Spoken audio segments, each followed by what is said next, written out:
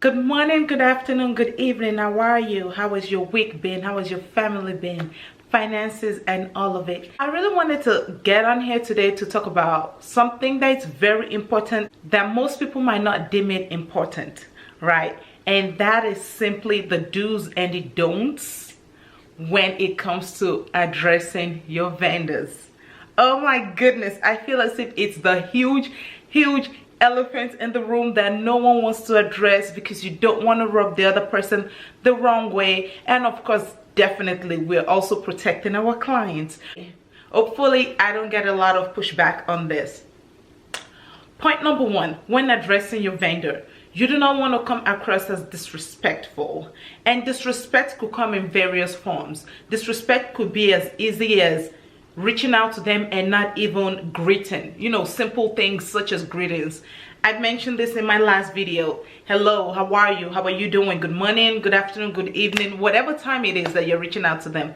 Simple courtesy, just be pleasant and greet. Do not be disrespectful and act as if they're your slave or they're your maid, because at the end of the day, we are providing services. We are both gaining. I provide you with a service to make sure that on the day of your event, you are not stressed, regardless of what your event is. It could be birthdays, it could be weddings, it could be christening, baby shower, whatever it is, to just make sure that you are not stressed. That's what your vendors are there for. So we are providing services for you, and in turn, you are paying us for our services.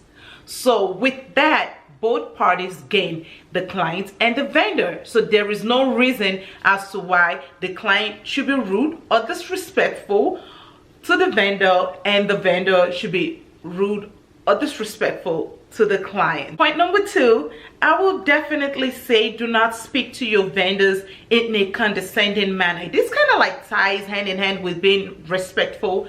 However, I would say don't speak to your vendors in a condescending manner. And what do I mean by that? It could be as little as saying when you when you reach out to a fellow vendor, oh, my daughter does this too.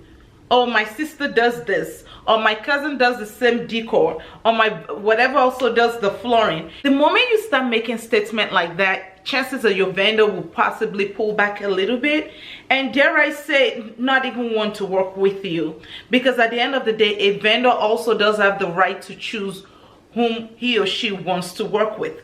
The moment you start speaking to your vendor in a very condescending manner, your vendor takes note. And I can guarantee you that even if they do sign you, chances are so many things that you could have possibly gotten from this particular vendor for free, or even not even for free, maybe a discount from this particular vendor, you are slimming your chances of those. So still speaking on the condescending manner or the condescending tone, one of the many things that people say when the vendor is giving you the invoice or they've told you what your budget should possibly be, one of the many things that people say is just for decor, just for flooring, oh my god, just for light. Come here real quick. Yeah, don't do that. Don't say things like that. Don't say things like, oh, just for decor, I'm not spending that kind of money. Just for flooring, I'm not spending that kind of money. Oh my goodness, just for lights, I'm not spending that kind of money.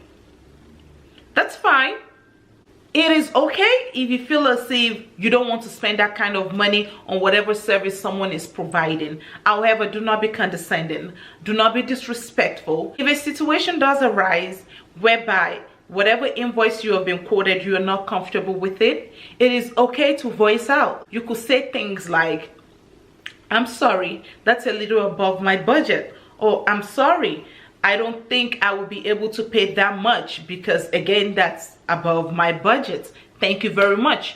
You move on with your life and they move on with their life. No one is feeling disrespected. You can find someone else to cater for your budget, and they can also find another client who is willing to pay whatever it is that they're charging. I have seen this happen only once.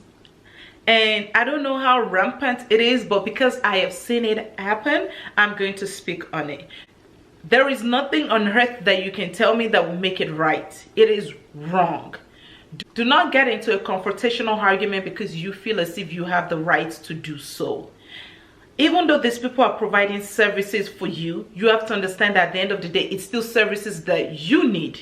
So Be respectful. Do not call them out of their names. Do not threaten them.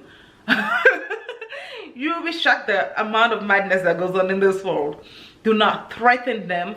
Do not call family members to threaten them. It is wrong. Now I'm going to speak on the things that you do want to do. I think I already mentioned it while talking about the don'ts. However, I do want to touch on the things that you should definitely do. Definitely great.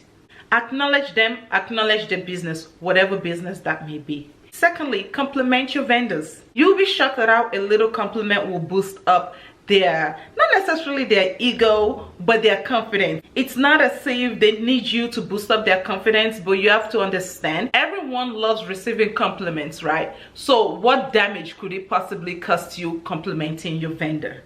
None. None, absolutely none. So I would definitely say compliment your vendor. You could say something like, I saw your work on Instagram and I absolutely love your work. It would be a pleasure if you could provide your services for my event. Or it could even be something as simple as, hello, you did my friend's wedding or my friend's birthday or my friend's graduation and I was in attendance. I absolutely loved your work. Everything looked great. I'm reaching out to you because of blah, blah, blah. The moment, how do I explain this to you guys? The moment you say something like that to a client, they're more intrigued, they're more excited to even cater to you. I mean, your budget is a different story, but but trust me, they're more excited to cater to you. They're more receptive, they're more open. Being disrespectful has never gotten anyone anywhere in this world. Trust me, you will get more from someone if you're respectful to them.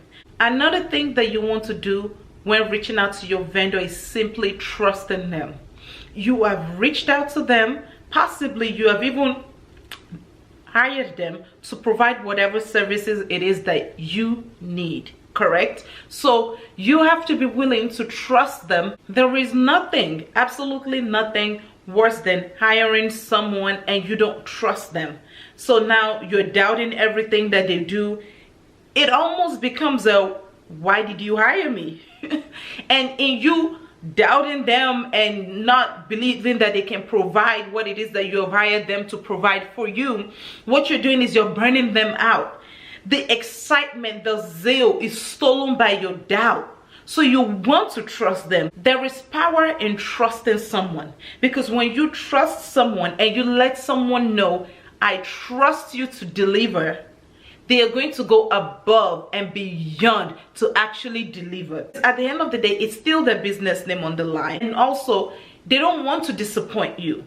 No one wants to ever disappoint anyone that fully trusts them, correct? So you want to go that extra mile for someone who trusts you. But someone who doubts you and someone who does not trust you, you burn that, you're burning out your vendor before your event day. They're already tired. It almost becomes a, I'm going to give her what she pays for. There's no longer, let me go above and beyond. Because remember, going above and beyond is not a right. It's just a privilege. Let us not forget that little piece of information. It is not a right, it's a privilege. That brings me to the end of my video today. I really just wanted to stop by to give a little bit of advice on the do's and the don'ts. I want you to get the best from your vendor. And I do understand that a lot of times people do not even realize that they are coming across as such. But hopefully this video helps you to understand how to deal or not deal with your vendor. Remember that your vendors are also human. Remember that your vendors also have feelings. Treat people how you want to be treated, and in turn you will get the most out of your vendor. That brings me to the end of my video. I hope you were able to learn a thing or two from this video. Please do not forget to like, do not forget to subscribe. Definitely do not forget to leave a comment. If you think that there's anything that I might have left out in this video, leave it in the comment section below. Let's get to talking, let's get to communicating. I look forward to reading your comments. Till next time, guys. Bye-bye.